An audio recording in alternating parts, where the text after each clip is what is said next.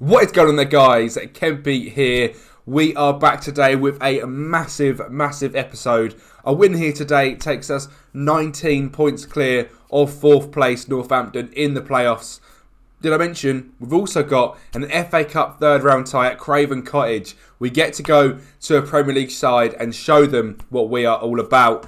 Things have been going well off the pitch as well since you guys have last been here, which was that Cambridge game. We won 3-2 against Barrow, 3-1 against Colu, and a 5-0 win against Accrington Stanley. I mean, who the hell are they? Recently relegated, and we have just absolutely battered them. Today is going to be a difficult day. Northampton have won their last 5 games. Fulham are obviously a good side, sitting 18th in the Premier League. Maybe on a little bit of down form, and with us not drawing or losing in such a long time, could we be set for a massive FA Cup upset?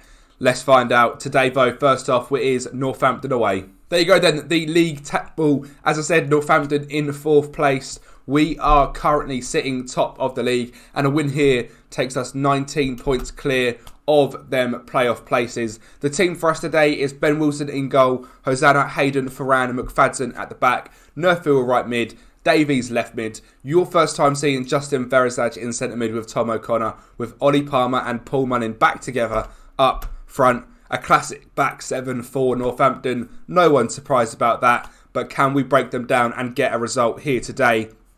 I really hope so, and it's going to start off with a highlight for us. And Ferran going for Harry Maguire-esque shot there from the edge of the box, just drilling wide of the mark. This is going to be a difficult game, though. Like I said, Northampton have won their last 5 games in a row. I was alerted to that by the media, and it is a team we should be very wary of. We got lucky there. Ball rolling across the line, well cleared by Taylor Ferran, and we have just escaped in the first 3 minutes. I'm not sure whether to maybe play a bit cautious today. I'm going to sort of see how the first 15-20 minutes go stats-wise. They look like they're slightly more dominant, and again, we don't normally hold that much possession, so the fact that we're now up on possession shows maybe this is a game for us and a game for the taking, and we have definitely got the quality for that as well. Right, O'Connor getting nice and tight onto Serby. Does get a great ball out to Tyler Maguire, who finds Pinnock in the middle. Jordan Davies with a great challenge, and Ferran sets the pace merchant himself, Ollie Palmer, down the line. He is back in the side today over Mipo Odebueko. He's been playing very well recently. Another chance, though, that we have just been let off, and I'm noticing they are getting in behind us quite a lot. So I'm going to drop just into a standard defensive line rather than a higher one, because these guys up the front 3 are doing very well against us getting behind the centre halves. But we are now half an hour in, and we are still in this one. I'm now going to go attack him for the last 5-10 minutes. Let's see if that comes back to bite us in the bum. Pinnock with the corner, whipped in. Ferran clears the big man himself. Tyler Maguire on the edge of the box. Can we get out to him? Close there from McGowan, but keeping it at 0-0. All the chances really have fallen to Northampton, and I'd love to get a win today just to carry on that momentum into the game against Fulham. And I was going to say Super Paul Munning is going to be the man to do that. Yesterday, in real life, Wrexham played against Farnborough in the second round of the FA Cup, and who got a hat-trick? Super Paul Munning got a hat-trick. I don't think anyone is surprised about that if they're watching this series. The guy can't stop scoring hat-tricks. And apparently it's only second for Wrexham in real life. I mean, what a goal that is. Justin Verazaj touched it down in his chest, volleys it in, and Ollie Palmer with a fantastic header at the near post. But this cross is absolutely outrageous from Justin. Flicks it up. That's like oh my God, an unbelievable cross in. Ollie Palmer, fantastic header at the near post, and that is exactly what we wanted for this game. A 1-0 lead is absolutely perfect, because they're going to have to start coming at us now, and in this 5-back, it's going to be tough for them to get out. You can see they aren't really too fussed about the top of the league. A win for them today would take them into the automatic promotion play assist, but it is so tight, and actually Cambridge and Swindon are swapping back and forth for second and third. We are going to make some changes because, like I say, it is a week's break until that game, so I don't want everyone to get too tired. We'll bring on Corey Blackett-Taylor and Jack Barry, who's had quite a lot of minutes out on this right mid side, and we'll take off Ollie Palmer as well, because he is still recovering from that recent injury, and we will get Mipo Odebueko on. Not a bad sub to make. A highly talented Premier League striker to come off the bench in League 2 is exactly what you want. O'Connor with the ball in. That is where you want Ollie Palmer, however, and that would have been a fantastic opportunity for 2-0. But we are now going to have to rebuild with Blackett-Taylor trying down this left-hand side. Just come on, Meepo. A volley into the box and a header. 2 goals like that today. 1 for Ollie Palmer, 1 for Meepo Odubweko. And I could not be happier with how this game has gone. The first 5-10 minutes, I really did think we were going to be in for a sticky game. But we have come back, as Wrexham do every time. It looks like another win. And, I mean, the league is surely wrapped up here today. Playoffs, definitely we're not going to be in them. Sorry, a little bit of a cough there. But we have just scored again, and it was Meepo Odubweko, a ball in behind from Justin Fezraj. I believe you saw the start of that highlight before I started coughing. But Meepo going through on goal. He's been on the pitch for 15 minutes, in off the post, 3-0 away at Northampton. And we look fantastic, don't we? There looks like there's absolutely no one that can even touch us. Let's see if Premier League side Fulham, however, have something to say about that. If the motivation for playing against the Premier League side wasn't quite enough, Slaven Bilic thinks we are an easy opponent. I've gone out in the press conference and said we are here to upset the Giants. We are here to show people what Wrexham are all about. I'm well up for this game and I know the lads will be too. We have done an absolute madness in this save so far. Promotion in the first season with Wrexham, absolutely smashing the Vanarama National League. League 2, we are absolutely dominating and we are in January. Today could be the biggest moment of the save and the biggest moment in Wrexham's recent history. Nearly 20 years stuck down in the National League. And today we face Premier League Fulham at the Craven Cottage, and their team for today is Bernd Leno, Cedric, Issa Diop, Tosin Adarabioyo, Alexandro, Joel Polina, Harrison Reed, Harry Wilson, Denis Suarez, Andreas Pereira and captain Alexandra Mitrovic. Now that is a team and a half. The team for us today is better. Ben Wilson, De Craig Cogley, Aaron Hayden, Taylor Ferran, Callum McFadden, Josh Nerfield, Thomas O'Connor, Matt Craig, Jordan Davies, captain Paul Mullin and Meepo Odubweko gets the start up front. There is quality throughout this game. There is absolute stars everywhere in that Fulham side. I am keeping exactly how we are playing. We have been fantastic recently and I fully believe we can go ahead and get a result here. Massive game. Craven Cottage is packed by the looks of it. 27,000 capacity. I imagine we have filled up that away end with mighty Red Dragons. It's a huge game. Like I said, you can see all the red in the crowd. You can see all the white in the crowd because they know they're up for a game today. Fulham versus Wrexham, and it's live. And we are here. First 2 minutes, like you see, I have gone positive for this one. I am not changing how we are playing, regardless of who we are playing against. We play so well in our own system. We have no right to go ahead and change anything. These boys deserve to go out there and play football. And Paul Mullin deserves to play on the highest stage. So I hope today he has a great game. Fulham, though, showing early dominance, knocking the ball around nicely at the back, as you would expect. But some good press from the lads, which I am happy with. Tosin Adarabioyo playing Andres Pereira. Denis Suarez had a great career over in Spain. João Polina, a ball to Harry Wilson down that right-hand side. Former World Cup player with Wales, and that is a goal for Denis Suarez. I think he's actually onside there. I'm not 100% sure. He looked to me like he was just onside, and 6 minutes in, Fulham are 1-0 up. Now, we're not going to get downhearted. What we're going to do is we're going to go attacking, and we are going to go at them. There is no point in sitting back and waiting to lose this game. They are a good team. They're in the Premier League. We are not in the Premier League. We're in League 2. If we sit back and we invite them onto us, they are going to destroy us. We might as well go out there and give them a game. So we're going to go attacking. We are 1-0 down, 10 minutes in, and it does look like another highlight is coming our way.